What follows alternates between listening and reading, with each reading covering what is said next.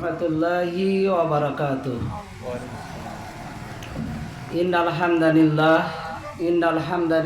nahmaduhu wa nasta'inuhu man yahdihillahu fala mudilla lahu wa man yudlil fala hadiya lahu wa ashhadu an la ilaha illallah wahdahu la sharika lahu wa ashhadu anna Muhammadan abduhu wa rasuluhu. A'udzu billahi minasy syaithanir rajim. Wa ma atakumur rasul fa'khudhuhu wa ma nahakum anhu fantahu. Wattaqullaha innallaha syadidul iqab. An Abi Hurairah radhiyallahu anhu qala Rasulullah sallallahu alaihi wasallam yaqulu man akraman nas qala atqakum.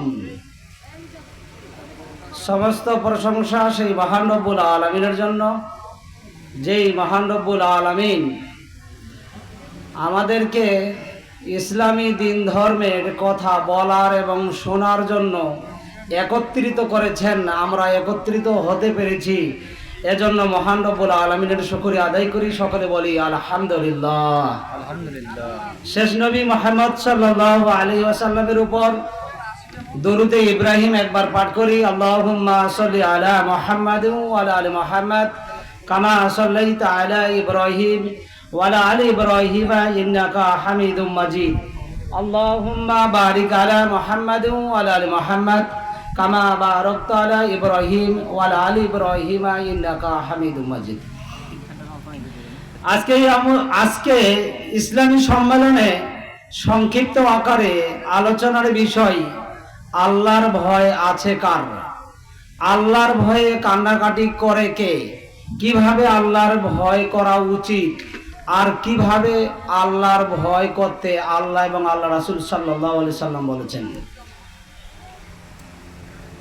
এ কথা পূর্বে আমরা যে একটি কথা বলি যে মাজলিসের ফজিলত, মানুষ আমরা অচেতন, অজানা, মূর্খ, এজন্য আমরা ইসলামী সম্মেলন হওয়ার পরও এদিক সেদিক ঘুরে বেড়াই। এক নম্বর ফজিলত হিসেবে আমরা আলোচনায় পেশ করি যে মুহাম্মদ সাল্লাল্লাহু আলাইহি ওয়াসাল্লাম বলেছেন, যেখানে কোরআন হাদিসের কথোপকথন করা হয়, যেখানে কোরআন হাদিসের আলাপচারিতা করা হয়, যেখানে কোরআন হাদিসের পর্যালোচনা করা হয়, সেখানে আল্লাহ তাআলার পক্ষ থেকে আষাঢ় শ্রাবণ মাসের বৃষ্টি যেমন বর্ষণ হয়, ঠিক অনুরূপ ওই জায়গাতে রহমত বর্ষণ হয়। সুবহানাল্লাহি ওয়া বিহামদিহি।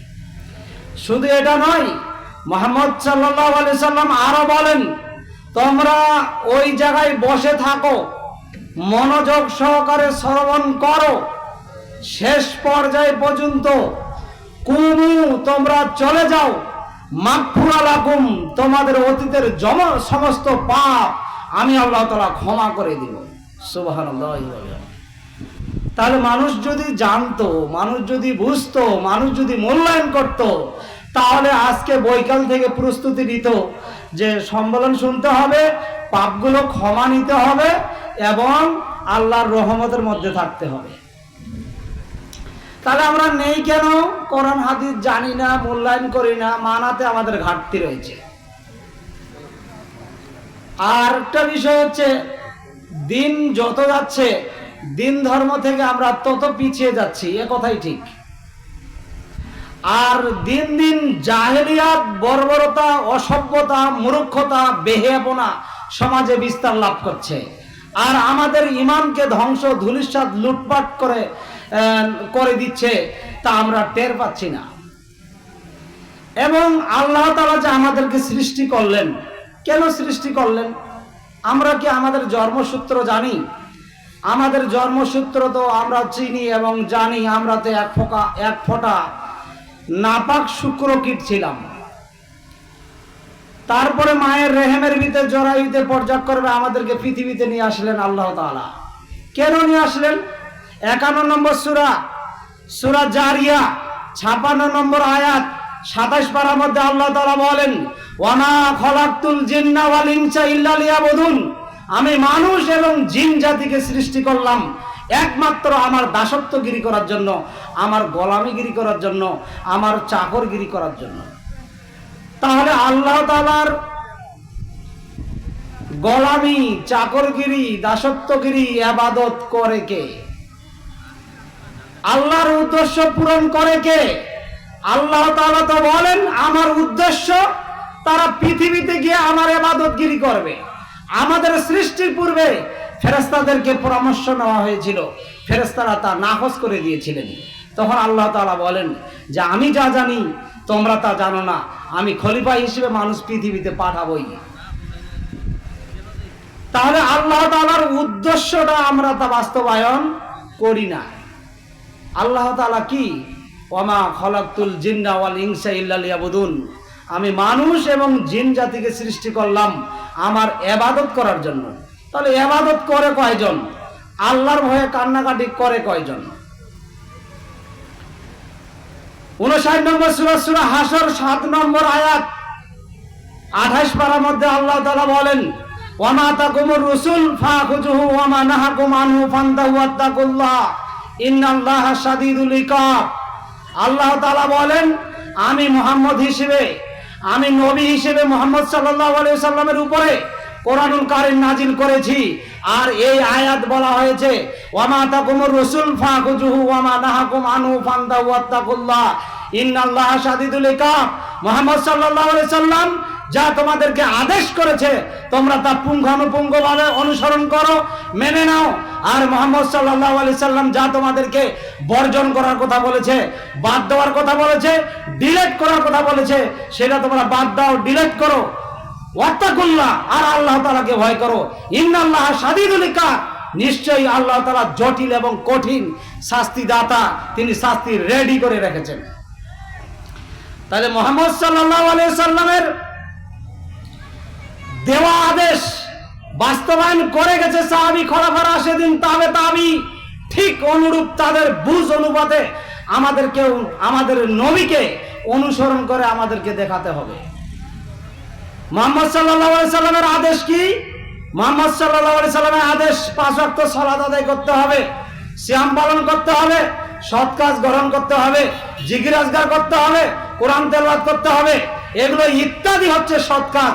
এগুলো তোমরা পুঙ্খানুপুঙ্খভাবে অনুসরণ করে মেনে নাও।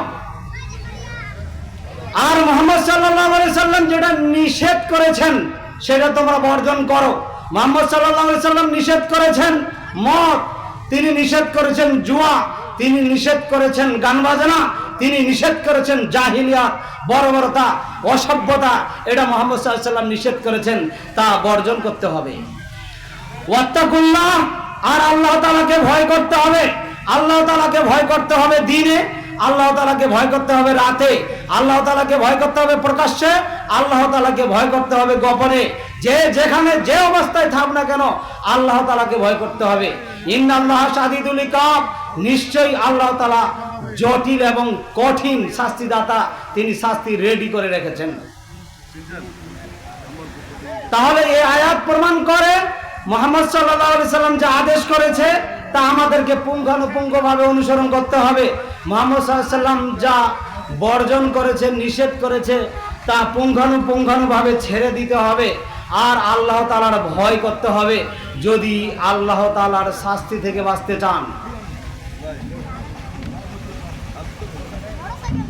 55 নম্বর সূরা, সূরা রহমান 46 নম্বর আয়াত 27 পারার মধ্যে আল্লাহ তাআলা বলেন ওয়ালিমান খাফা মাকামা রাব্বিহি জান্নাতান, যারা বিচারের মাঠে আমার প্রতিপালকের সামনে উপস্থিত হওয়াকে ভয় করে পার্থিব জীবনে ইবাদত বন্দেগী করবে, তাদের জন্য দুটো সুসংবাদ। আল্লাহ তাআলা বলেন ওয়ালিমান খাফা মাকামা রাব্বিহি জান্নাতান, প্রতিপালকের সামনে আমাদেরকে দাঁড়াতে হবে। এই ভয়ে যদি কোনো মানুষ আল্লাহর ইবাদত করে, দাসত্বগিরি। 59 নম্বর সূরা, সূরা হাসরের 7 নম্বর আয়াতের অর্থ অবগত হচ্ছিলাম। এই আয়াতের মধ্যে আল্লাহ তাআলা বলেন ওয়ামা তাকুমুর রাসূল ফাখুযুহু ওয়ামা নাহাকুম আনহু ফান্তাহু ওয়াত্তাকুল্লাহ। মুহাম্মদ সাল্লাল্লাহু আলাইহি ওয়াসাল্লাম যা তোমাদেরকে আদেশ করেছে তোমরা তা পুঙ্খানুভাবে অনুসরণ করো। আর যা নিষেধ করেছে তা তোমরা বর্জন করো, বাদ দাও।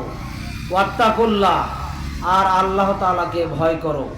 ইন্নাল্লাহা শাদীদুল ইকাব, নিশ্চয়ই আল্লাহ তাআলা কঠিন এবং জটিল শাস্তিদাতা। মুহাম্মদ সাল্লাল্লাহু আলাইহি সাল্লামের পক্ষ থেকে আমরা অবগত যে 5 ওয়াক্ত সালাত আদায় করতে হয়। অনেক আদেশ রয়েছে, একটা আদেশের কথা বলে আমি আলোচনাটা সামনের দিকে আগাই। যে 5 ওয়াক্ত সালাত আদায় করতে হয়, এটা মুহাম্মদ সাল্লাল্লাহু আলাইহি সাল্লামের আদেশ।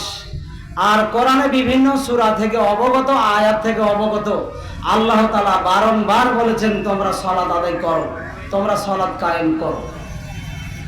সমাজে অসংখ্য মানুষ দেখা যায় যে সালাত আদায় করে না আর বলে আমার ঈমান ঠিক আছে। ও মূর্খের মূর্খ, অসভ্য। সালাত আদায় না করলে ও মুসলিমই থাকে না, আর ও বলে যে আমার ঈমান ঠিক আছে। 2018 সালে নভেম্বর মাসে মাসিক আল ইতিসামে তিরমিজির একটা হাদিসে এসেছে, যারা সালাত আদায় করে না তারা শিরিক করে, আর যারা শিরিক করে এরা মুশরিক, আর যারা মুশরিক এরা জাহান্নামে যাবে। 74 নম্বর সূরা, সূরা মুদাসসির, 42, 43, 44 নম্বর আয়াত, 29 পারার মধ্যে আল্লাহ তাআলা বলেন, মা সালাকাকুম ফি সাকার ক্বালু লাম নাকু মিনাল মুসাল্লিন ওয়া লাম নুতইমুল মিসকিন। সালাত আদায় করেনি যারা, তাদেরকে জাহান্নামে নিক্ষেপ করা হবে। এরা জাহান্নামে থাকবে, আর এদেরকে জিজ্ঞাসা করা হবে, বলো তো তোমরা কোন অপরাধের কারণে সাকার নামক জাহান্নামে আসলে? তখন তারা বলবে আমরা সালাত আদায় করিনি আর অসহায় দারিদ্র মানুষকে খাদ্য প্রদান করিনি। তাহলে এই মুসল্লি বা এই মানুষ কেন বললো যে সালাত আদায় করার পরও আমার ঈমান আছে? তাহলে জাহান্নামে কেন গেল?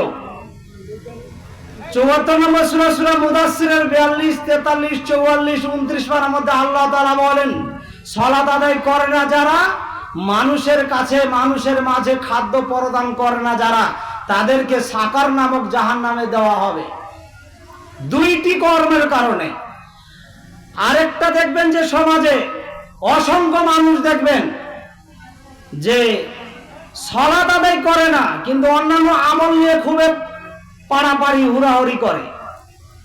যেমন 108 নম্বর সূরা, সূরা কাউসার, ফাসাল্লি লি রাব্বিকা ওয়ানহার, আগে সালাত তারপরে কুরবানি। সালাত নেই কিন্তু কুরবানির জন্য পাড়াপাড়ি হুড়াহুড়ি করে। 8 ভাগ, 7 ভাগ, 15 ভাগে কুরবানি দিতে হবে, এই নিয়ে তুমুল চলে, চেষ্টা প্রচেষ্টা। ওর যদি সালাতে না থাকে, ও যদি মুসলিমে না হয়, ওর কুরবানি আর কি হবে? এরপরে বিষয়টা আপনি দেখেন 6 নম্বর সূরা, সূরা আনাম, 162 নম্বর আয়াত, 8 পারার মধ্যে আল্লাহ তাআলা বলেন, ইন্নাস সালাতি ওয়া নুসুকি ওয়া মাহইয়ায়া ওয়া মামাতি লিল্লাহি রাব্বিল আলামিন। আগে সালাত, তারপরে অন্যান্য শরীয়তের যাবতীয় ইবাদত, আর হায়াত এবং মওত বিশ্ব জগতের প্রতিপালক আল্লাহ তাআলার জন্য নিবেদিত। সালাত নেই, আবার অন্যান্য ইবাদত নিয়ে পারাপারি হুড়াহুড়ি করে সমাজে। তাহলে মানুষ যদি সালাত না থাকে, তাহলে মানুষ কি হয়? মুশরিক হয়। মুসলিমের খাতা থেকে তার নামটা বাদ পড়ে যায় এবং মুশরিকদের দলের অন্তর্ভুক্ত হয়ে যায়। এবং আমরা স্পষ্ট ভাষায় বলতে পারি যে সালাত যদি তার না থাকে, সালাত যদি তার না থাকে, মুসলিম যদি সে না থাকে, কুরবানি করে কি করবে? দান করে কি করবে? সাদাকা করে কি করবে? হজ উমরা করে কি করবে? সৎ কাজের আদেশ করে কি করবে? আনাস রাদিয়াল্লাহু আনহু থেকে বর্ণিত, তিনি বলেন, মুহাম্মদ সাল্লাল্লাহু আলাইহি সাল্লাম বলেছেন, আউয়ালু মা ইউহাসাবু বিহিল আবদু ইয়াউমাল কিয়ামাতিস সালাহ, ফা ইন সালুহাত সালুহু সাইরু আমালিহি ওয়া ইন ফাসাদাত ফাসাদা সাইরু আমালিহি। বিচারের মাঠে প্রত্যেকটা ব্যক্তিকে ইবাদতের দিক থেকে হিসাব নেওয়া হবে আগে সালাতে। যার সালাত কবুল হবে, এরপরে যত ইবাদত রয়েছে তত ইবাদত কবুল হবে। যার সালাত নেই, যার সালাত বাতিল বলে গণ্য হবে, সমস্ত ইবাদত বাতিল বলে গণ্য হবে। মানুষ সালাত আদায় করে না, আর বলে আমার ঈমান আছে। যদি মানুষকে বলা লাগে, যদি মানুষকে আমরা বলি যে সালাত আদায় করো, তখন বলে তোমরা সালাত আদায় করতে যাও, তোমার চেয়ে আমার ঈমান ঠিক আছে। ও মুসলিমই না, ও মুশরিক, ওই হিন্দু খ্রিস্টানদের কাতারে মুহাম্মদ সাল্লাল্লাহু আলাইহি সাল্লামের উম্মতের খাতা থেকে তার নামটা বাদ পড়ে গেছে। আগে আবার তাকে কালমা পড়ে মুহাম্মদ সাল্লাল্লাহু আলাইহি সাল্লামের উম্মতের মধ্যে ঢুকতে হবে। তাহলে মানুষ এগুলো বলে কেন? এগুলো হচ্ছে সব জাহেলিয়াত কথাবার্তা। আজকে আমার আলোচনার বিষয় ছিল জুম্মার খুতবায় যে পরনিন্দা আর গীবত। পরনিন্দা আছে যার, জাহান্নাম আছে তার। পরনিন্দা নেই যার, জান্নাত আছে তার। পরনিন্দা সমাজে এমন ব্যাপক হারে বিস্তার লাভ করেছে, তার বড় মাধ্যম। আমরা আলোচনায় অবগত হচ্ছিলাম যে গীবত, আল্লাহর ভয় থাকলেই মানুষ সার্বজনীন নিষেধাজ্ঞা, নিষেধ কাজগুলো বর্জন করতে পারে। আমাদের আমরা আলোচনায় অবগত হচ্ছিলাম যে আল্লাহর ভয় আছে কার। আমরা আল্লাহর ভয় নিয়ে কথা বলছি যে অরিজিনালে যদি কোনো মানুষের সত্যি সত্যি আল্লাহর ভয় থাকে, তাহলে সে মানুষ যে জায়গায় থাক না কেন, সে জায়গায় আল্লাহ তাআলার স্মরণে আল্লাহর ইবাদত করবে। তাহলে আল্লাহর ভয়ে আমাদের ঘাটতি, এটাই আমাদের ছিল বিষয়। যে আমরা বলি যে গীবত করে কেন, পরনিন্দা করে কেন, দাঙ্গা হাঙ্গামা সমাজে করে কেন, সুদ ঘুষ খায় কেন, জেনা ব্যভিচার করে কেন, পরকীয়া প্রেম ভালোবাসা করে কেন? আল্লাহর ভয় নেই এজন্য। আল্লাহর ভয় থাকলেই সার্বজনীন নাজায়েজ কর্ম কাজে লিপ্ত হওয়ার পূর্বে তখন নিজেকে ভাববে ইন্নী আখাফুল্লাহ, আমি আল্লাহকে ভয় করি। 3 নম্বর সূরা ইমরান 102 নম্বর আয়াত 3 থেকে 4 পারার মধ্যে আল্লাহ তাআলা বলেন, ইয়া আইয়ুহাল্লাযীনা আমানুত্তাকুল্লাহ হাক্কা তুকাতিহি ওয়ালা তামুতুন্না ইল্লা ওয়া আনতুম মুসলিমুন। হে ঈমানদারগণ, হে বিশ্বাসীগণ, ঈমানদার আল্লাহ তাআলা তাদেরকে বলেছেন যারা আল্লাহ তাআলাকে না দেখে, কবরে শাস্তিকে না দেখে, ফেরেশতাকে না দেখে, জাহান্নামকে না দেখে, বিচারের মাঠকে না দেখে যারা আল্লাহর প্রতি ঈমান এনেছে এবং আল্লাহর ইবাদত করে, তাদেরকে আল্লাহ তাআলা ঈমানদার ঘোষণা করে বলেন, ইয়া আইয়ুহাল্লাযীনা আমানুত্তাকুল্লাহ, হে ঈমানদারগণ, হে বিশ্বাসীগণ, তোমরা আল্লাহকে ভয় করো।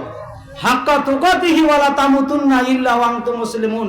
যেমন ভাবে ভয় করা উচিত, যথাযথভাবে আল্লাহকে ভয় করা উচিত, আমরা কিভাবে আল্লাহকে ভয় করি? আর তোমরা ততদিন পর্যন্ত মৃত্যুবরণ করো না যতদিন পর্যন্ত তোমরা মুসলিম না হও। আগে মুসলিম হোক, তারপরে মৃত্যুবরণ করো, আল্লাহ তাআলা বলেন। তাহলে আমাদের বয়স 30, আমাদের বয়স 40, আল্লাহর ভয়ে কান্নাকাটি নেই। এই আয়াতের পিছনে আমি আমার একটা ব্যক্তিগত উদাহরণ পেশ করে থাকি যে মানুষ মশাকে যে পরিমাণ ভয় করে, সে পরিমাণ ভয় আল্লাহকে মানুষ করে না। আপনি একটা মশার, সামান্য একটা ক্ষুদ্র প্রাণীকে কি ভয় করেন? ঘরে থাকেন, জানলা দরজা লাগিয়ে থাকেন। 2, মশারির ভিতরে থাকেন। 3, আপনার ফ্যানটা চালু করে দেন, মশা যেন আপনার গায়ে না আসে। 4, good night coil, hot coil, নিম পাতা কয়েল ইত্যাদি ব্যবহার করেন, মশা যেন আপনার না কামড়ায়। সামান্য ক্ষুদ্র প্রাণী আপনার গায়ে পড়লে 2-4 ফোঁটা রক্ত খাবে, শেষ। আর কি করবে? আর আল্লাহর ভয়ে আপনি যদি ইবাদত না করেন, কঠিন এবং জটিল শাস্তির সম্মুখীন হতে হবে। এই বিষয়টা নিয়ে আপনার এবং আমার কোনো পদক্ষেপে নেই, প্রচেষ্টায় নেই যে জাহান্নাম থেকে বাঁচতে হবে, কবরের শাস্তি থেকে বাঁচতে হবে, আল্লাহর ভয়াবহতা থেকে বাঁচতে হবে। আমাদের কোনো চেষ্টাই নেই। আমরা মশাকে যে পরিমাণ ভয় করি, সেই পরিমাণ ভয় আল্লাহকে করি না। যদি করতাম তাহলে ফজরের সালাতে মুয়াজ্জিন বলল, আসসালাতু খায়রুম মিনান নাওম, ঘুমের চেয়ে সালাত উত্তম। মুয়াজ্জিন আপনাকে আহ্বান করে ডাকলো, কিন্তু আপনি মনে করছেন যে সালাতের চেয়ে ঘুমে উত্তম, আপনি বিছানায় ঘুমিয়ে আছেন। এটা কি আল্লাহর ভয়? আর মুহাম্মদ সাল্লাল্লাহু আলাইহি সাল্লাম বলেন, কেউ যদি ফজরের সালাতের পূর্বে 2 রাকাত সুন্নাহ সালাত আদায় করে, তাহলে সারা পৃথিবী এবং পৃথিবীর মধ্যে যা কিছু আছে সব কিছু বিক্রি করে দিয়ে আল্লাহর রাস্তায় যদি দান করে দেওয়া হয়, আর ফজরের পূর্বে যদি 2 রাকাত সুন্নাহ সালাত যদি আদায় করা হয়, সে পরিমাণ নেকির সওয়াব আল্লাহ তাআলা আমলনামায় দান করে দেন। সুবহানাল্লাহি ওয়া বিহামদিহি। এই নেকিটা কি বাসায় ঘুমিয়ে থেকে পাওয়া যাবে, না পৌষ মাঘ মাসে ঠান্ডা অপেক্ষা করে লেপ কম্বল ছিটকিয়ে দিয়ে আহল পরিবারকে ছিটকিয়ে দিয়ে উজু করে কষ্ট করে মসজিদে গিয়ে আদায় করলেই পাওয়া যাবে? এটাই হচ্ছে আল্লাহর ভয়। তাহলে আমরা একটা মশা যে পরিমাণ ভয় করি, সে পরিমাণ ভয় আল্লাহকে করি না।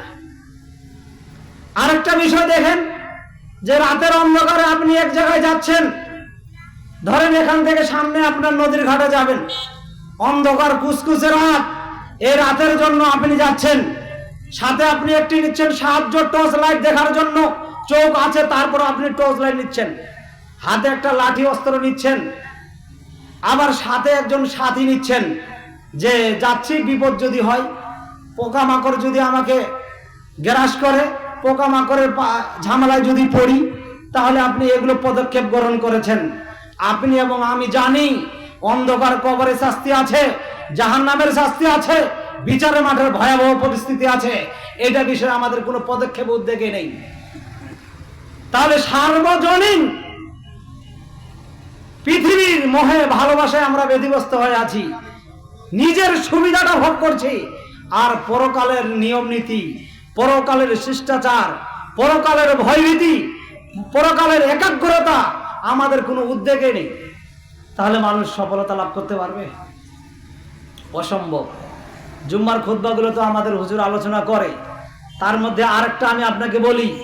আজকে তো আপনাদের খতিব সাহেব জুম্মার খুতবা প্রদান করেছে, তাকে জিজ্ঞাসা করলে বোঝা যাবে তিনি যখন খুতবা প্রদান করেন, এই খুতবা প্রদানের সময় গোটা মসজিদ ভর্তি ছিল না 5-7টা লোক মসজিদে ছিল? তাহলে খুতবা শুরু হওয়ার পূর্বেই আমরা তদন্ত করে দেখতে পাই 5 থেকে 7 জন লোক থাকে, বাকি লোক খুতবা শেষের দিকে, খুতবা শুরু হওয়ার পরে আসে। এরা কি মূলত আল্লাহর ভয়ে আসে না? আসে না, অবশ্যই আসে না। মানুষ হাজিরা দেয়, আমিও হাজিরা দিলাম, যাচ্ছি যাব, এই সেই না। যেটাই ইবাদত আমরা করব একমাত্র আল্লাহকে সন্তুষ্ট করার উদ্দেশ্যে করব, আর যেটাই উদ্দেশ্য করব ইবাদত করব লাখো কোটিবার ইবাদত করার পরে আল্লাহকে বলবো যে আল্লাহ, আমার বিদ্যা অনুযায়ী, আমার শরীরের সামর্থ্য অনুপাতে যতটুকু ইবাদত করলাম, আল্লাহ তুমি তা কবুল করো, আল্লাহুম্মা আমিন। তাহলে ঠেকা তো আমার, ঠেকা তো আপনার। সারা পৃথিবীর মানুষ যদি জাহান্নামে চলে যায়, আল্লাহর কিছু আসে যায় না। সারা পৃথিবীর মানুষ যদি জান্নাতে চলে যায়, আল্লাহর কিছু আসে যায় না। মানুষ নিজের কর্ম অনুপাতে জান্নাতি, মানুষ নিজের কর্ম অনুপাতে জাহান্নামী। কামা তুদানু তুদাইনু, যে যেমন কর্ম করবে তেমন ফল পাবে। তাহলে মানুষ ফজরের সালাতে নেই কেন?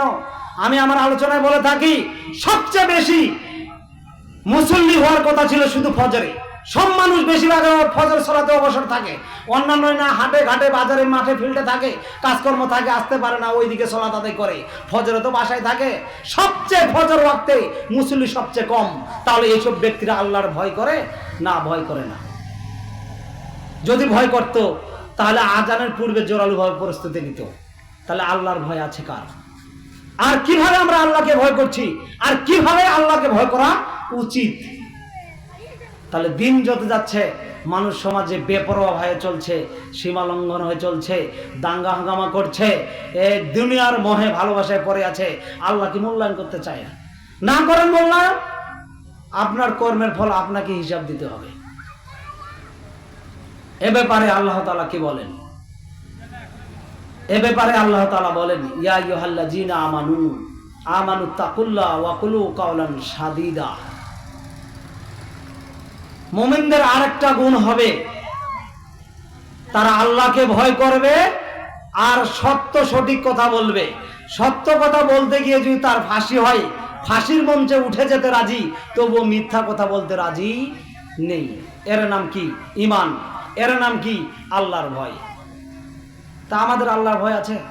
মুহাম্মদ সাল্লাল্লাহু আলাইহি সাল্লাম এবং সাহাবীদের আল্লাহর ভয় কেমন আছে আমরা একটু হাদিস থেকে অবগত হই। কোরআনে আয়াতটা আরো পরে বলি। মুহাম্মদ সাল্লাল্লাহু আলাইহি সাল্লাম কি বলেন? আনাস রাদিয়াল্লাহু আনহু থেকে বর্ণিত, তিনি বলেন খাতাবা রাসূলুল্লাহ সাল্লাল্লাহু আলাইহি সাল্লাম খুতবা দিতেন। আনাস বলেন রাসূল সাল্লাল্লাহু আলাইহি সাল্লাম এমন খুতবা দিতেন আর আমি শুনেছি, বিগত দিনে এমন খুতবা আর আমি কোনোদিন শুনিনি। ফাকাল লাউ তা'লামুনা মা আ'লামুন লা দাহিকতুম কালিল ওয়া লা বাকাইতুম কাসীর ফাগাত্তা আসহাবু রাসূলুল্লাহ সাল্লাল্লাহু আলাইহি ওয়াসাল্লাম উজুহাহুম ফাহুম লাহুম খনিন। আনাস বলেন রাসূলুল্লাহ সাল্লাল্লাহু আলাইহি ওয়াসাল্লাম খুতবা প্রদান করছেন, আমি শুনেছি, এরকম খুতবা আমি আর বিগত দিনে কোনোদিন শুনিনি। এবং তিনি বলছেন আমি যেভাবে জানি, যেভাবে চিনি আল্লাহকে, তোমরা যদি চিনতে, তোমরা যদি জানতে, তোমরা যদি আল্লাহকে মূল্যায়ন করতে, তাহলে তোমরা বেশি বেশি কাঁদতে, কম কম হাসতে। তাহলে তোমরা বেশি বেশি কাঁদতে, কম কম হাসতে। এ কথা বলার সাথে সাথেই সাহাবীরা ফাগাত্তা আসহাবু রাসূলুল্লাহ সাল্লাল্লাহু আলাইহি ওয়াসাল্লাম উজুহাহুম ফালাহুম খনিন, সাহাবে একরাম তখন মাথা নিচু করে নিলেন, নীরবে কাঁদতে শুরু করে দিলেন। তাহলে দেখেন মুহাম্মদ সাল্লাল্লাহু আলাইহি সাল্লামের বক্তব্য শোনার পরেই সাহাবীরা এত নবীর অনুসরণ করতেন, এত তাদের ঈমান ছিল, শোনা মাত্র তারা কেঁদে ফেলেছেন। আর আমাদের ঈমান আর আমাদের ভয়ভীতি, 7 দিন ধরে আমরা মুনাজাত করি, 20 দিন ধরে মুনাজাত করি, আমাদের আল্লাহর ভয়ে কান্নাকাটি নেই, চোখের পানি বের হয় না। তাহলে কি বলেন মুহাম্মদ সাল্লাল্লাহু আলাইহি সাল্লাম আরেকটি বিষয় বলছেন, কে সবচেয়ে মর্যাদাশীল, কে সবচেয়ে মর্যাদাশীল? আবু হুরায়রা রাদিয়াল্লাহু আনহু থেকে বর্ণিত, তিনি বলেন কিলা ইয়া রাসূলুল্লাহ সাল্লাল্লাহু আলাইহি সাল্লাম মান আকরামুন নাস, হে আল্লাহর রাসূল আপনি বলুন কে সবচেয়ে মর্যাদাশীল ব্যক্তি? তখন মুহাম্মদ সাল্লাল্লাহু আলাইহি সাল্লাম বলেন ক্বালা আতকাহুম, তোমাদের মধ্যে সর্বোত্তম মর্যাদাশীল ব্যক্তি হচ্ছে ওই ব্যক্তি যে ব্যক্তি আল্লাহর ভীরু, যে ব্যক্তি তাকওয়াশীল, যে ব্যক্তি আল্লাহকে ভয় করে। আল্লাহর ভয় আছে যার, ওই ব্যক্তি সবচেয়ে মর্যাদাশীল, সবচেয়ে ভালো। আর ওই ব্যক্তির কথা মুহাম্মদ সাল্লাল্লাহু আলাইহি সাল্লামকে জিজ্ঞাসা করা হয়েছে, তাহলে আমার এবং আপনার আল্লাহর ভয় আছে কি? তাহলে দেখেন আরেকটি বিষয়, মুহাম্মদ সাল্লাল্লাহু আলাইহি সাল্লাম বলেন 5টি কাজ করবে যারা জান্নাতে যাবে তারা, 5টি কাজ করবে যারা জান্নাতে যাবে তারা। উমামা বাহিনী রাদিয়াল্লাহু আনহা থেকে বর্ণিত, তিনি বলেন মুহাম্মদ সাল্লাল্লাহু আলাইহি সাল্লাম বলেছেন 5টি কাজ করবে যারা আল্লাহর জান্নাতে যাবে তারা। সিরিয়ালে আপনারা রাখিয়েন এবং আমল করার জোরালোভাবে চেষ্টা করিয়েন। 5টি কাজ করবে যারা আল্লাহর জান্নাতে যাবে তারা, ইত্তাকু রাব্বাকুম, যে সব সময় সর্ব অবস্থায় আল্লাহকে ভয় করে, দাসত্বগিরি করে, এই গুণ বৈশিষ্ট্যটা আছে যার। 2 সাল্লু খামসাকুম, আর যে ব্যক্তি 5 ওয়াক্ত সালাত আদায় করে। 3 ওয়াসুমু শাহরাকুম, রমজান মাসের সিয়াম পালন করে। ওয়াদু যাকাত আমওয়ালুকুম, আল্লাহ অর্থ সম্পদ, ধন সম্পদ দিয়েছে, এটা হিসাব করে যাকাতের অর্থ বের করে গুনে গুনে তা স্বেচ্ছায় প্রদান করে। ওয়াতিউ জামরিকুম, তোমাদের আমির হকপন্থী যারা কোরআন হাদিসের কথা বলে, যারা হকপন্থী ইমাম, এদের অনুসরণ করে। তাদখুলু জান্নাতা রাব্বাকুম, তুমি তোমার প্রতিপালকের জান্নাতে, তুমি তোমার ইচ্ছা অনুযায়ী জান্নাতে প্রবেশ করতে পারবে। সুবহানাল্লাহি ওয়া বিহামদিহি। তাহলে আল্লাহর জান্নাতে যাওয়া যাবে, আমরা যেতে পারবো, এমনিতেই না ইবাদত করতে হবে, ইবাদত করতে হবে। তাহলে এই হাদিস প্রমাণ করে 5টি কাজ আছে যার, জান্নাত আছে তার। 1 নম্বরে আল্লাহর ভয়, 2 5 ওয়াক্ত সালাত, 3 রমজানের সিয়াম, 4 অর্থ সম্পদ থাকলে যাকাত অর্থ বের করতে হবে, 5 ওয়াতিউ জামরিকুম, আমিরের অনুসরণ। তাদখুলু জান্নাতা রাব্বাকুম, তাহলে তুমি তোমার প্রতিপালকের জান্নাতে প্রবেশ করতে পারবে। তাহলে আমাদের আল্লাহর ভয়ে ঘাটতি, 5 ওয়াক্ত সালাতে ঘাটতি, রমজান মাসের সিয়ামে ঘাটতি, অর্থ সম্পদ হয়েছে সারা বছর কোটি কোটি টাকা, আবার যাকাত বের করি না, আর নেতা অনুসরণ, আমিরের অনুসরণ করি না, হকপন্থীদের আলেমদের আমরা মূল্যায়ন করি না, তাদের কথা আমরা গ্রহণ করি না। তাহলে আমরা জান্নাতে কিভাবে যেতে পারবো? পার্থিব জীবনে সব মানুষ তো নিজ নিজ একটা ব্যবসার দিকে জোরালোভাবে প্রচেষ্টা করে আনুগত্য করতে চায়। যে আপনি একটা যদি ফসল লাগান, ফসলটা কত যত্ন সহকারে আদায় বাস্তবায়ন করেন, কেন? যে একটা ভালো ফলন নিতে হবে। আর ভালো পরিচর্যা না করলে ফলন ভালো আসবে না, এ কথাই ঠিক। আমি এবং আপনি আল্লাহর দাসত্বগিরি করব না, আল্লাহর আনুগত্য করব না, আল্লাহকে মেনে নেব না, আর আল্লাহতে জান্নাতে যাবো, অসম্ভব, কখনো সম্ভব নয়। তাহলে আমরা অবগত হচ্ছিলাম, 5টি কাজ করবে যারা আল্লাহর জান্নাতে যাবে তারা। তার 1 নম্বরে আমার আলোচনার বিষয়, আল্লাহর ভয় আছে কার? আল্লাহর ভয়ে কান্নাকাটি করে কে? আমরা মানুষ সালাত আদায় করি, সালাত আদায় করলে কি আপনার সফলতা হবে? না, সফলতা হবে না। আমার একটা আলোচনা আছে নেটে, যে রুজি বৈধ কার আর ইবাদত কবুল হবে কার? সব মানুষ তো ইবাদত করে, সব মানুষের ইবাদত কবুল হবে? এক প্রকার মানুষ ইবাদত করার পরও জাহান্নামে যাবে। কেন যাবে? রুজি যদি বৈধ না হয়, ওই যতই ইবাদত করুক না কেন, ওর কোনো ইবাদত কবুল হবে না। আর মুহাম্মদ সাল্লাল্লাহু আলাইহি সাল্লাম বলেন, ইন্নাল্লাহ তাইয়্যিব লা ইয়াকবালু ইল্লা তাইয়্যিবা, নিশ্চয়ই আল্লাহ তাআলা পবিত্র পবিত্র ছাড়া কবুল করেন না।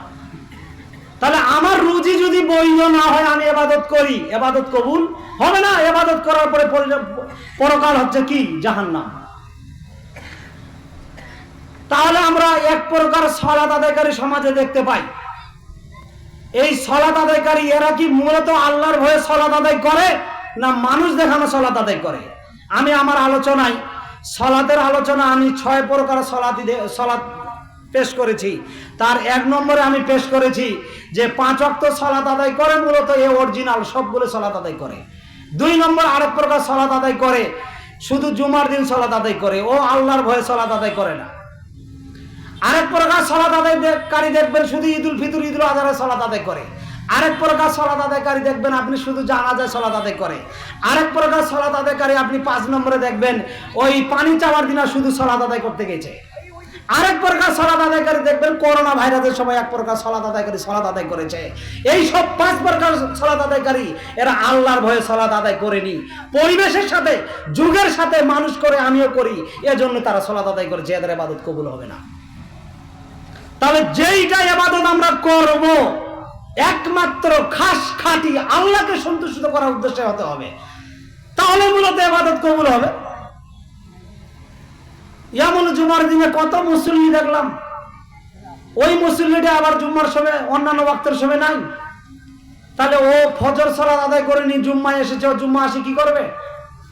গোটা রমাজান মাসে সালাত সিয়াম পালন করেনি আল্লাহর ভয়ে, আর ঈদের মাঠে ঈদুল ফিতর ঈদুল আজহারের দিনে ইমামের পাশে গিয়ে দাঁড়িয়ে বসে আছে। আমরা দেশ জায়গায় পাইনি, ও যায় প্রথম স্থান দখল করে আছে। আবার আপনি দেখবেন করোনা ভাইরাসের সময় সামান্য বিপদ এসেছে, এটা কি বিপদ? সামান্য বিপদ এসেছে, এটা বিপদে না, আল্লাহর পক্ষ থেকে। ওই সময় সব মানুষ মনে এমন ভালো হয়ে গেল।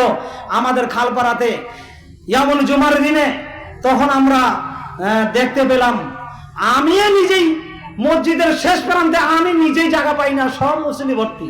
তখন আমি মনে করলাম যে সামান্য বিপদ দিয়ে মনে হয় যে আল্লাহ তাআলা মানুষকে হেদায়েত দিলেন, আর মানুষও মনে হয় যে হেদায়েত হলো।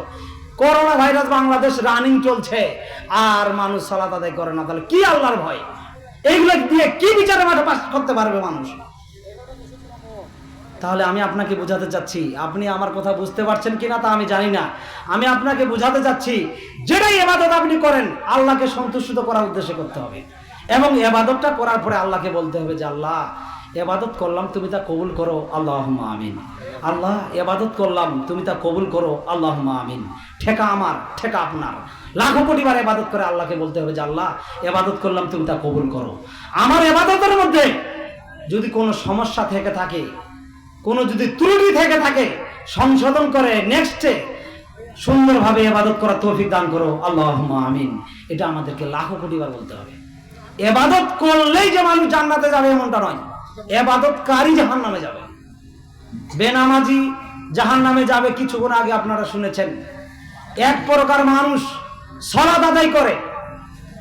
29 নম্বর সূরা সূরা আনকাবুত 45 নম্বর আয়াত 21 পারার মধ্যে আল্লাহ তাআলা বলেন, ইন্নাস সালাতা তানহা আনিল ফাহশাই ওয়াল মুনকার। নিশ্চয় সালাত মানুষকে যাবতীয় অশ্লীল বেহায়াপনা কাজ থেকে সালাত দূরে রাখে। আমি সালাত আদায় করি, কিন্তু জাহেলিয়াত আমি ছাড়তে পারিনি। আমি সালাত আদায় করি, সমাজে অসংখ্য মানুষ দেখবেন সালাত আদায় করে, নেশাদার দ্রব্য পান করে, সালাত আদায় করে ঘুষ খায়, সালাত আদায় করে সুদ গ্রহণ করে, সালাত আদায় করে জাহিলিয়াত গ্রহণ করে, ইত্যাদি যত নাজায়েজ কর্ম রয়েছে সালাত আদায়ের পরে যদি লিপ্ত থাকে, ইন্নাস সালাতা তানহা আনিল ফাহশাই ওয়াল মুনকার, নিশ্চয় সালাত তাকে যাবতীয় অপকর্ম থেকে যদি দূরে না রাখে, এই সালাত কোনো কাজে আসবে না। প্রমাণ একটা হাদিস আমি আপনাদের সামনে পেশ করি, তাহলে আপনি বিষয়টা আরো স্পষ্ট হয়ে যাবেন। আবু সাঈদ খুদরি রাদিয়াল্লাহু আনহু থেকে বর্ণিত, তিনি বলেন মুহাম্মদ সাল্লাল্লাহু আলাইহি সাল্লাম বলেছেন, মান রাআ মিনকুম মুনকারান ফালিয়ুগাইয়িরহু বিয়াদিহি, যখন তোমাদের সমাজে দেখবে অন্যায় চলছে, ইসলাম বিরোধী কথা কর্ম চলছে, তখন তোমরা সেটাকে প্রতিরোধ করবে যে কোনো মূল্যে। কিভাবে করবে? ফার্স্ট ক্লাস ইমানদারের বৈশিষ্ট্য মুহাম্মদ সাল্লাল্লাহু আলাইহি সাল্লাম বলেন, ফাইল্লাম ইয়াস্তাতে ফাবিয়াদিহি, অন্যায়ের বিরুদ্ধে তোমাকে হাত খুলতে হবে, প্রয়োজনে হাত দিয়ে এটা লাঠি দিয়ে উঠিয়ে দিতে হবে। এটা ফার্স্ট ক্লাস ইমানদারের বৈশিষ্ট্য। আল্লাহ রাসূল এটা যদি সম্ভব না হয়, ফাইল্লাম ইয়াস্তাতে ফাবিলিসানিহি, তখন কথা দিয়ে জিহ্বা দিয়ে জোরালো ভাবে নিন্দা করতে হবে, আর বলতে হবে 24 ঘন্টার ভিতর গান বাজনা বন্ধ করতে হবে, সুদ বন্ধ করতে হবে, ঘুষ বন্ধ করতে হবে, জাহিলিয়াত বন্ধ করতে হবে, মদ বন্ধ করতে হবে, করতেই হবে যে কোনো মূল্যে। এটা 2 নম্বর সেকেন্ড ক্লাস ইমানদারের বৈশিষ্ট্য। 3, ফাইল্লাম ইয়াস্তাতে ফাবে কলবিহি, অন্তর দিয়ে ঘৃণা করতে হবে, জালিকা জাফুল ঈমান, এটা তোমার দুর্বল ঈমানের পরিচয়। দেখেন কাজটা করবে কে? কাজটা করবে মানুষ। আমার ঈমান দিয়ে এটা ঠেকাতে হবে। মুহাম্মদ সাল্লাল্লাহু আলাইহি সাল্লাম বলেন, সমাজে জাহিলিয়াত চলবে, আমাকে ঠেকাতে হবে হাত দিয়ে। এটা ফার্স্ট ক্লাস ঈমানদারের বৈশিষ্ট্য। সমাজে জাহিলিয়াত চলবে, সেকেন্ড ক্লাস ঈমানদারের বৈশিষ্ট্য। কথা দিয়ে জোরালো ভাবে বলতে হবে এটা বন্ধ করার জন্য। এটা আমার দ্বারা সম্ভব না হয়, তাহলে আমাকে কি করতে হবে? ঘৃণা করতে হবে। ফাইল্লাম ইয়াস্তাতে ফাবে কলবিহি জালিকা জাফুল ঈমান, তাহলে আমাকে কি করতে হবে? ঘৃণা করতে হবে। এটা আমার দুর্বল ঈমানের পরিচয়। করবে কর্মটা মানুষ, কিন্তু প্রতিরোধ করতে হবে আমাকে। যদি না করি তাহলে এটা দুর্বল ঈমানের পরিচয়। অপর হাদিসে এসেছে, লাইসা ওয়ারা জালিকা হাব্বাতু খরদারিন, 3টার একটা যদি ফর্মুলা তুমি যদি গ্রহণ না করো, তাহলে তোমার সরিষা সমপরিমাণ ঈমান নেই। নেন আপনি এখন মুহাম্মদ সাল্লাল্লাহু আলাইহি সাল্লামের হাদিস বিবেচনা করুন। কর্ম করবে মানুষ, এর বিরুদ্ধে আপনাকে হাত উঠাতে হবে, কথা বলতে হবে, ঘৃণা করতে হবে। মানুষ করা তো বহু দূরের কথা। আমি সালাত আদায় করি, ঘুষের খাতায় নামটা আমার আছে। আমি সালাত আদায় করি, গানের সাথে লিপ্ত। আমি সালাত আদায় করি, জুয়ার সাথে লিপ্ত। আমি সালাত আদায় করি, পরকীয়া প্রেমে ভালোবাসায় লিপ্ত। আমি সালাত আদায় করি, জাহিলিয়াত যত কর্ম রয়েছে তার যে কোনো কর্মের সাথে আমি লিপ্ত, তাহলে আমার এই সালাত করে কাজে আসবে না। আমার সরিষা সমপরিমাণ ঈমান নেই। কি বলেন আপনি? বুকে হাত বাঁধে আর জোরে আমিন বলে আহলে হাদিস দাবি করে কি লাভ হবে? আমরা তো, আমার কথা বলি, 2014-15 সালে আমরা যখন মাজারাঙ্গে কথা বলতাম, বিদআতের বিরুদ্ধে কথা বলতে পারিনি। 2015 সালে যখন আমি এখানে একটা বক্তব্য দিতে এসেছিলাম, এই যে মসজিদের উদ্যোগে বক্তব্য হচ্ছে, এই মসজিদে 15 সালে একটা বক্তব্য দিয়ে গেছিলাম যে নবীর অনুসরণের মাধ্যমে পরকালে মানুষের সালাত আদায় করে জান্নাত লাভ করতে হবে। বিকল্প পথ ঘাটে মানুষের ইবাদত করে সালাত আদায় করে মানুষ পরকাল সফলতা লাভ করতে পারবে না। 2015 সালে এই মসজিদে বলছিলাম, তার মধ্যে একটা কথা বলছিলাম, বৈঠকের মধ্যে একবার আঙ্গুল উঠাতে হবে, এই মর্মে কোনো হাদিস নেই। তার আরেকটি কথা বলছিলাম, কোরআন মাজিদের সাথে সাদাকাল্লাহুল আজিম, এই কথা বলতে হবে, এই হাদিস কোথায় আছে? আর মুহাম্মদ সাল্লাল্লাহু আলাইহি সাল্লাম বলেছেন, সুবহানাকাল্লাহুম্মা ওয়া বিহামদিকা আশহাদু আল্লা ইলাহা ইল্লা আনতা আস্তাগফিরুকা ওয়া আতুবু ইলাইক। কোরআন তেলাওয়াতের শেষে এই দোয়া যদি পাঠ করা হয়, তাহলে কোরআন তেলাওয়াতের মধ্যে ভুল ত্রুটিগুলো সব কাফারা স্বরূপ এই দোয়ার মাধ্যমে আল্লাহ তাআলা ক্ষমা করে দেন। সুবহানাল্লাহি ওয়া বিহামদিহি। তাহলে আমি এবং আপনি বলছি সাদাকাল্লাহুল আজিম, তাহলে কি হবে? আমরা তো নবীর অনুসরণের মাধ্যমে জীবনটা বাস্তবায়ন করতে চাই না। আর আল্লাহ তাআলা কত জায়গায় বলেছেন, সবচেয়ে পরেজগার মানুষ, সবচেয়ে ভালো মানুষ, সবচেয়ে আল্লাহকে ভয় করে একজন ব্যক্তি, যার নাম মুহাম্মদ সাল্লাল্লাহু আলাইহি ওয়াসাল্লাম। তাহলে সেই নবীর আদর্শ, সেই নবীর শিষ্টাচার, সেই নবীর দিক নির্দেশনা ছেড়ে দিয়ে জাহেলিয়াতের ইচ্ছা অনুযায়ী হুজুরদের মরলে পরে আমরা কেন এই কাজ করব? যেই হুজুর হোক না কেন, যেখান থেকে ডিগ্রি নিয়ে আসুক না কেন, আমরা স্পষ্ট ভাষায় বলতে চাই, যেই হুজুর আপনার সামনে বক্তব্য দিবে স্পষ্ট ভাষায় আপনি তাদেরকে বলবেন যে হুজুর দলিল কোথায়? দলিল থাকতে হবে। আল্লাহ তাআলা এবং আল্লাহ রাসূল সাল্লাল্লাহু আলাইহি ওয়াসাল্লাম কি বলেছেন? 16 নম্বর সূরা সূরা নাহল 43-44 নম্বর আয়াতে আল্লাহ তাআলা বলেন, ফাসালু আহলা যিকরি ইন কুনতুম লা তা'লামুন বিল বায়িনাতি ওয়া জুবুর। হে পৃথিবীর অজানা অশিক্ষিত মূর্খ মানুষ, তোমরা যদি না জানো তাহলে জানা মানুষের নিকটে জানো, বিল বায়িনাতি ওয়া জুবুর, দলিল সহকারে জানো। আমি যেগুলো কথা বলছি আমি কিন্তু চেষ্টা করছি আপনার সূরা নম্বর দেওয়া, আয়াত নম্বর দেওয়া, পারা নম্বর সহ। তাহলে যেই হুজুরের কাছে আপনি আলোচনা শুনবেন, দলিল কোথায় আছে, দলিল ঘেটে দলিল আছে কোথায়, খাঁটি না জয়ীব না জাল না অচল না মানুষের ধারণা প্রসূত কথাবার্তা, এইটা আপনাকে দেখে ইবাদত করতে হবে। ওইটা আয়াত আপনারা জানেন না, আমেলাতুন নাসিবা তাসলা নারান হামিয়া, আমলকারী জাহান্নামে যাবে। ওই মদখোর, জুয়াখোর, সুদখোর, জেনাখোর, পরকীয়া প্রেম ভালোবাসা, ওই কথাটা এই আয়াতে আসেনি। এই আয়াতে কি আসছে? আমেলাতুন নাসিবা, এক প্রকার আমলকারী, আমল করার পরে জাহান্নামে যাবে। কেন যাচ্ছে? আমল নবীর নিয়ম নীতিতে হচ্ছে না, এজন্য। তাহলে আমরা আলোচনায় চলে যাই আবার, যে আমরা অবগত হচ্ছিলাম যে সালাত আদায় করছে মানুষ, আল্লাহর ভয় যদি না থাকে, আল্লাহকে খুশি রাজি করার উদ্দেশ্যে যদি না হয়, তাহলে এর সালাত কবুল হবে না। মানুষ দেখানো সালাত কবুল হবে না। স্পষ্ট ভাষায় আমরা বলতে চাই, স্পষ্ট ভাষা আমরা বলে থাকি। কোনো মানুষকে খারাপ লাগতে পারে, ভালো লাগতে পারে, যে আমরা বলেছি বিদআত ছেড়ে দিতে হবে, যত বড় আপনার প্রিয় আমল হোক না কেন।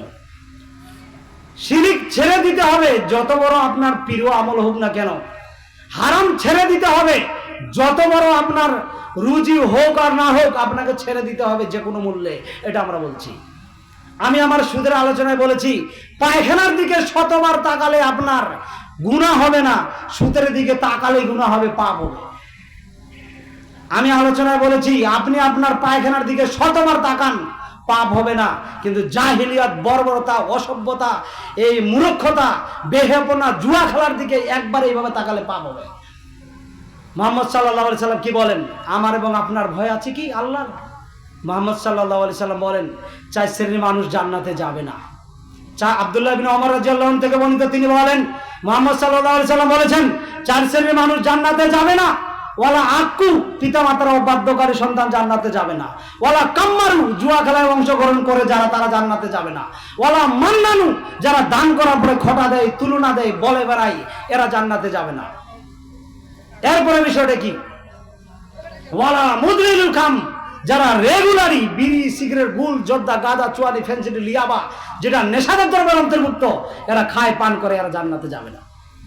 এই যুবক, তোমাকে তো আমি কতদিন আগে বলেছি যে তুমি জুয়া খেলা দেখো কেন বাংলাদেশে? বাংলাদেশ তোমাকে জান্নাতে নিয়ে যাবে নাকি? 4 শ্রেণীর মানুষ জান্নাতে যাবে না, তার 1 শ্রেণীর মানুষ ওয়ালা কাম্মারু, জুয়া খেলায় অংশগ্রহণ করে যারা। মুহাম্মদ সাল্লাল্লাহু আলাইহি সাল্লাম বলেন, সুদে সমপরিমাণ বাজি হলে সেটাই জুয়া। আর বাংলাদেশ, পাকিস্তান, অন্যান্য আন্তর্জাতিক দেশগুলো খেলছে, বড় বড় কাপ নিয়ে খেলা হচ্ছে, হাজার হাজার লক্ষ কোটি টাকা দাম ওই কাপটার। আর আমি এভাবে দেখে আছি বাংলাদেশের প্লেয়ারটা 6 মারছে না 4 মারছে না উইকেট যাচ্ছে, দেখে আছি। ইমান আমার এবং আপনার ইমান, আল্লাহর ভয় আছে কি? না, আল্লাহর ভয় নেই। তাহলে দেখছেন কেন? কি দেখছেন আপনি? আল্লাহর ভয় আছে আপনার? আমি আপনাকে কি বুঝাচ্ছি? আপনি যে ইবাদত করছেন, আপনি যে জাহিলিয়াতের সাথে আছেন, ইবাদত আপনাকে বাধা দেয় না কেন জাহিলিয়াত থেকে? আল্লাহর ভয়টা আপনার জন্মায় না কেন? আপনি ইবাদত করছেন, সুদে আছেন, আপনি ইবাদত করছেন, ঘুষে আছেন, আপনি ইবাদত করছেন, জুয়া খেলায় আছেন, আপনি ইবাদত করছেন, গান বাজনা আছেন। ওই যুবক, তুমি ইবাদত করছো, আবার পরকীয়া প্রেম করছো। এরপরে হাদিসটাই বলি, মুহাম্মদ সাল্লাল্লাহু আলাইহি সাল্লাম কি বলেন? সাবাতুন ইয়াজুল্লুহুমুল্লাহু ফি জিল্লি ইয়ামা লা জিল্লা ইল্লা জিল্লুহু ইমামুন আদিল। 7 শ্রেণীর মানুষ বিচারের মাঠে আল্লাহর আরশের নিচে ছায়া পাবে, আর কোনো মানুষ আল্লাহর আরশের নিচে ছায়া পাবে না। তার এক হচ্ছে ইমামুন আদিল, ন্যায়পরায়ণ, দায়িত্বশীল। ন্যায়পরায়ণ, দায়িত্বশীল কে আবার? ন্যায়পরায়ণ, দায়িত্বশীল আপনি সমাজে দেখবেন যে এক প্রকার ন্যায়পরায়ণ হুজুর নেই সমাজে। এক প্রকার হুজুর গলা বাজি দিয়ে, বিদাত করে, মানুষকে ঢাকা দিয়ে, মানুষের দিকে আকৃষ্ট হয়ে একবারেই তিনি বক্তব্য দিচ্ছেন, শিরিক বিদআত সব মিশ্রিত করে মানুষকে দায়িত্ব পালন করছেন। ও কি ন্যায়পরায়ণ দায়িত্বশীল না?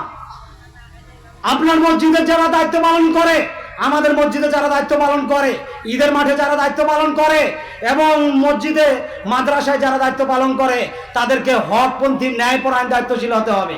ন্যায়পরায়ণ দায়িত্বশীল হতে গেলে আগে লাগবে বিদ্যা, তারপরে ওর মাধ্যমে ন্যায়পরায়ণ দায়িত্বের আশা করা যাবে।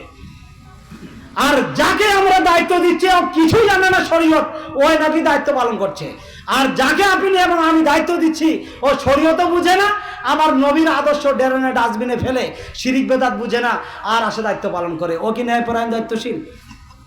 মুহাম্মদ সাল্লাল্লাহু আলাইহি সাল্লাম বলেন, 7 শ্রেণীর মানুষ আল্লাহর আরশের নিচে ছায়া পাবে, আল্লাহর আরশের ছায়া আর ছাড়া আর ছায়া থাকবে না। তার একটা হচ্ছে কি, ইমামুন আদেল, ন্যায়পরায়ণ দায়িত্বশীল। যে যেখানে দায়িত্ব পালন করবে তাকে ন্যায়পরায়ণ হতে হবে। সংক্ষিপ্ত আকারে আমি আপনাকে ব্যাখ্যা দেই।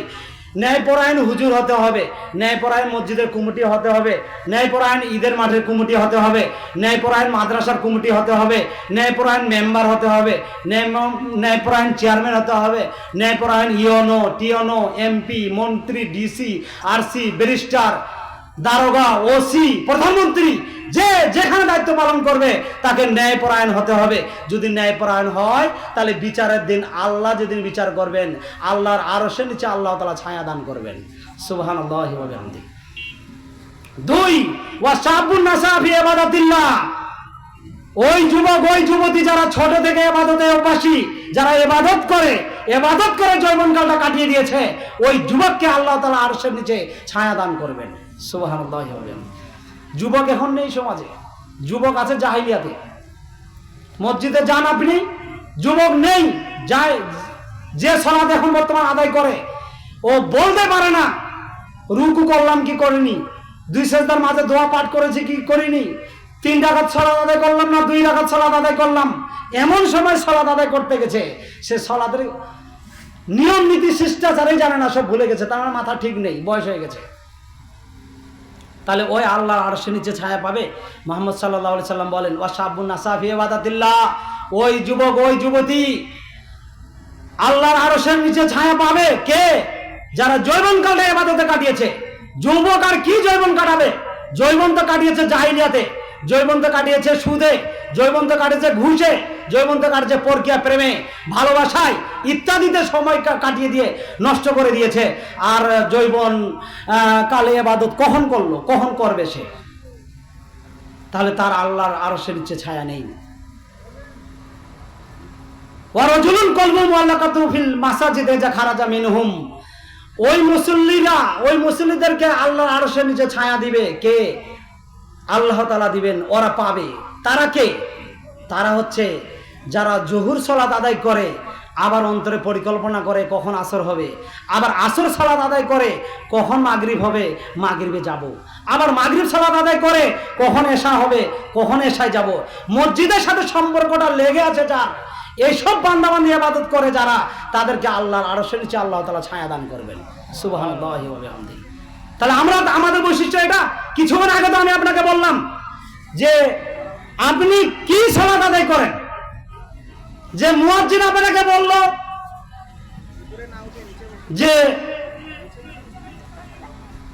ঘুমের যে সালাত উত্তম, আপনি ঘুমিয়ে আছেন, তাহলে মসজিদের সাথে আপনার কি সম্পর্ক থাকলো? কি আপনার আল্লাহর ভয়? কিভাবে আপনি আল্লাহর আরশের নিচে ছায়া পাবেন? এরপরে 4 নম্বর বিষয়টা আসেন। ওয়া রাজুলান তাহাব্বানা ফিল্লাহি ইজতামা আলাইহি ওয়া তাফাররাকু আলাইহি। তোমরা এমন একজনের সাথে বন্ধুতা স্থাপন করবে, ওই বন্ধুতা স্থাপন করতে গিয়ে আল্লাহকে খুশি রাজি করতে হবে। আর আল্লাহকে খুশি রাজি করে এবং আল্লাহকে খুশি রাজি করার উদ্দেশ্যেই বন্ধুতা ছিন্ন ভিন্ন খান খান করতে হবে, যতই বন্ধুতা আমার গভীর থাক না কেন। আর আমি এবং আপনি, এই বিষয়টা এখন উল্টা। আমি আর আপনি কি ছেলের সাথে বন্ধুতা করব? ছেলে ছেলে তো বন্ধু আছে, এটা তো জাহিলিয়াত বন্ধু। এটা একটা আল্লাহর সন্তুষ্টির উদ্দেশ্যে বন্ধুতা ছেড়ে দিতে পারিনি, আল্লাহ সন্তুষ্টির উদ্দেশ্যে বন্ধুতা স্থাপন করতে পারিনি। এমনকি ছেলে ছেলে বন্ধু নেই, বান্ধবী মেয়ে আর মেয়ে বান্ধবী নেই। এখন মোবাইল যুগ হওয়ার পরে বিষয়টি ভিন্ন হয়ে গেছে। এখন কি হয়েছে, ছেলের বান্ধবী হাজারো গার্লফ্রেন্ড নাকি মেয়ে, আর মেয়ের হাজারো গার্লফ্রেন্ড নাকি ছেলে, মোবাইলে SMS চলছে। তাহলে এরা কি আল্লাহর আরশের নিচে ছায়া পাবে? তাহলে কি অবাক, একটা মেয়ে আর একটা ছেলের সাথে 7 বছর ধরে প্রেম চলে, মেয়েটা হচ্ছে 3 ছোয়ালের মা, আর পিতাটা হচ্ছে, ছেলেটা হচ্ছে 4 ছোয়ালের স্বামী বা পিতা। এইভাবে ওরা প্রেম করছে। তাহলে এখন প্রেম হচ্ছে কিসের? মেয়ে আর ছেলে। ছেলে একটা হাজারো লক্ষ কোটি মেয়ের সাথে ভালোবাসা পরকে প্রেম চলছে, SMS চলছে। তাহলে মানুষ সফলতা লাভ করতে পারে কিভাবে? আর আল্লাহর আরশের নিচে ছায়া পাবে কিভাবে? মুহাম্মদ সাল্লাল্লাহু আলাইহি সাল্লাম কি বলেছেন? তুমি যেটা বন্ধু স্থাপন করবে সেটা একমাত্র আল্লাহকে সন্তুষ্ট করার উদ্দেশ্যে হতে হবে। আর যেটা তুমি বন্ধুতা স্থাপন ছেড়ে দিবে, আল্লাহকে সন্তুষ্ট করার উদ্দেশ্যে ছেড়ে দিবে। আর এরপরে আমার 6 নম্বর বিষয়, যেটা আমার আলোচনা বিষয়, ওয়া রাজুলুন যাকারাল্লাহু খালিফান ফাবাজাত আইনাহু, নির্জনে একাই আল্লাহর ভয়ে কাঁদে যারা, এসব বান্দাবান্দিকে আল্লাহ তাআলা আল্লাহর আরশের নিচে ছায়া দান করবেন। সুবহানাল্লাহি ওয়া বিহামদিহি। 7, ওয়া রাজুলুন, তার আগে আরেকটা হচ্ছে ওয়া রাজুলুন দাআতুহু ইমরাআতু জাতু হাসাবি ওয়া জামালি, সম্ভ্রান্ত সুন্দরী পরিবারের সুন্দরী নারী যদি তোমাকে জেনার আহ্বান করে, তোমাকে ডাকে, তখন তুমি বলবে ইন্নী আখাফুল্লাহ, আমি আল্লাহকে ভয় করি।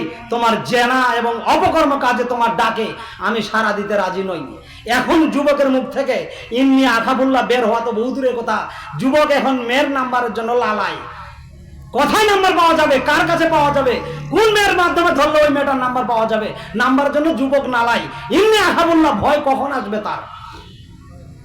তাহলে যুবকের এখন ইন্নী আখাফুল্লাহ, আল্লাহর ভয় নেই।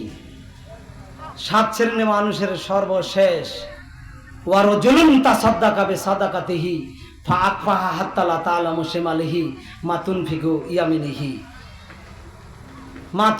ইয়ামিনিহি, ডান হাত দিয়ে দান করেছে, বাম হাত বুঝতে পারেনি।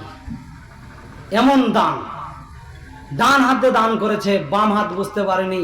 এইসব দানশীলকারীদেরকে আল্লাহ তাআলা আল্লাহর আরশের নিচে ছায়া দান করবেন। আল্লাহ তাআলা কবুল করুক, আল্লাহুম্মা আমিন। যেহেতু আলামিন ভাই চলে আসছেন, আরেকটি কথা বলতে চেয়েছিলাম, কিন্তু যাই হোক, বসে রাখে কিন্তু কথা বলা ঠিক নয়। আর সময় সংকীর্ণ, আর আমি সংকীর্ণ সময়ে কথা বলতে পারি না, এটাও ঠিক। আর একটা কথা, আমাদের এমনিতে ঘন্টা 2 বক্তব্য সময় লাগে। জুম্মার খুতবাগুলো আমরা বক্তব্য দেই 50 মিনিট 55 মিনিট করে। কয় মিনিট বক্তব্য দিলাম? এখনো 12-14টা হাদিস আছে, 12-14টা আয়াত আছে, আমি কিছুই বলিনি, কেবল খালি শুরু করলাম। তো যাই হোক, আমি আলোচনা শেষ করে দিই। ভাই আছে, কথা বলবে, অন্য সময় সাপেক্ষে কোনোদিন হবে। আমি কিন্তু ফুল কথা বলতে পারিনি, 3 ভাগের 1 ভাগও বলিনি। যাই হোক, আমি 2018 সালে 13 জুলাই থেকে ধারাবাহিকভাবে দিন ধর্মের কাজ করে আসছি, সামান্য টোটাফাটা বিদ্যা অনুপাতে। আল্লাহ তাআলা আমাকে যেন দিন প্রচার খাদেম হিসেবে যেন কবুল করেন, আল্লাহুম্মা আমিন। এবং 2018 সালে যখন আমি তাফসীর পড়ি, তখন আমি ভাবতাম যে দিন ধর্মের কথা বলতে হবে। 2018 সালে তাফসীর যখন কমপ্লিট করলাম, তখন আমি ভাবলাম যে হাদিসটা পড়তে হবে কামিলে। তখন উত্তরাইল 5 বাড়ি থেকে হাদিসটা পড়লাম। হাদিস পড়ে, তাফসীর পড়ে, আর সামান্য জ্ঞান অর্জন করে জাতির সামনে 2018 সাল থেকে 7 বছর ধরে আছি, ধারাবাহিকভাবে দিন প্রচার কাজ করে আসছি, বিষয়ভিত্তিক বক্তব্য দিচ্ছি। এ যাবত কোথাও কোনো মসজিদে আমি গিয়ে, এখনো মাজাডাঙ্গা আমি 4 মসজিদে ইমামতি করি, কোথাও কোনো মসজিদে আমি যে নিজে বলিনি যে আমাকে ইমামতি দায়িত্ব দেন। এক মসজিদে দায়িত্ব ছেড়ে দিলে, আমি যদি বলে যে আমি পারছি না, দায়িত্ব ছেড়ে দিলাম, অন্য জায়গার দায়িত্ব আমার উপরে অটোমেটিক চেপে যায়। আর সেদিনে দোয়া আমি আল্লাহ তাআলার কাছে করেছি, আল্লাহ আমার দ্বারা যদি দিন ধর্মের কাজ তুমি কবুল করো, তাহলে তুমি আমাকে কবুল করো, আল্লাহুম্মা আমিন। আর আমার দ্বারা যদি না চলে, যার দ্বারাই চলে আল্লাহ তুমি তাকে কবুল করো, আল্লাহুম্মা আমিন। এটা আমার জন্য দোয়া করবেন, আল্লাহ যেন কবুল করেন। আমার দ্বারা যদি না চলে, তাহলে যার দ্বারা চলবে আল্লাহ তাআলা যেন তাকে কবুল করেন। আর যারা আমরা কোরআন হাদিস বলছি, নির্দ্বিধায় কোরআন হাদিসের কথা যেন বলতে পারি, আল্লাহ তাআলা আমাদের যেন কবুল করেন, আল্লাহুম্মা আমিন। সর্বশেষ আল্লাহ তাআলার কাছে দোয়া আমরা করি যে আল্লাহ, আমরা মানুষ, হিসেবে আমাদের ভুল ত্রুটি পাপ রয়েছে, এই মাজলিস হিসেবে, এই দিন প্রচার জায়গা হিসেবে এবং বৈঠক হিসেবে তোমার কাছে দোয়া করি, আমাদের অতীতের সমস্ত পাপ তুমি ক্ষমা করে দাও, আল্লাহুম্মা আমিন। এই জায়গা তুমি নাজাতের জায়গা হিসেবে কবুল করো, আল্লাহুম্মা আমিন। আল্লাহ, আমরা যতদিন পর্যন্ত পুরোপুরি মুত্তাকি মুমিন না হচ্ছে আল্লাহ, ততদিন পর্যন্ত আমাদেরকে কবরে নিও না, আল্লাহুম্মা আমিন। আল্লাহ, আমরা ইহকাল থেকে যখন পরকালে যাব, শেষ বাক্যটা দুনিয়াতে বলতে পারি ঈমানের সাথে, লা ইলাহা ইল্লাল্লাহ বলে যেন মৃত্যুবরণ করতে পারি, আমাদের ভাগ্যে দান করো, আল্লাহুম্মা আমিন। আল্লাহ, কবরের শাস্তি থেকে আমাদেরকে রক্ষা করো, আল্লাহুম্মা আমিন। আল্লাহুম্মা ইন্নী আউযু বিকা মিন আযাবি জাহান্নাম ওয়া আউযু বিকা মিন আযাবিল কবর ওয়া আউযু বিকা মিন ফিতনাতিল মাসিদ দাজ্জাল ওয়া আউযু বিকা মিন ফিতনাতিল মাহইয়া ওয়াল মামাত। আল্লাহুম্মা ইন্নী আউযু বিকা মিনাল মাসামি ওয়া মিনাল মাগরাম। আল্লাহুম্মা ইন্নী আউযু বিকা মিনাল হাম্মি ওয়াল হুজনি ওয়াল আজ্জি ওয়াল কাসলি ওয়াল জুবনি ওয়াল বুখলি ওয়া জালাইদ দাইনি ওয়া গালাওয়াতির জাল। এ দোয়া, এ দাবি, এই সংক্ষিপ্ত আলোচনা আল্লাহ এখানে রেখে আজকের কথা এখানে শেষ করলাম, তুমি তা কবুল করো, আল্লাহুম্মা আমিন। সুবহানাকা আল্লাহুম্মা ওয়া বিহামদিকা আশহাদু আল্লা ইলাহা ইল্লা আনতা আস্তাগফিরুকা ওয়া আতুবু ইলাইক। আসসালামু আলাইকুম ওয়া রাহমাতুল্লাহি ওয়া বারাকাতুহু।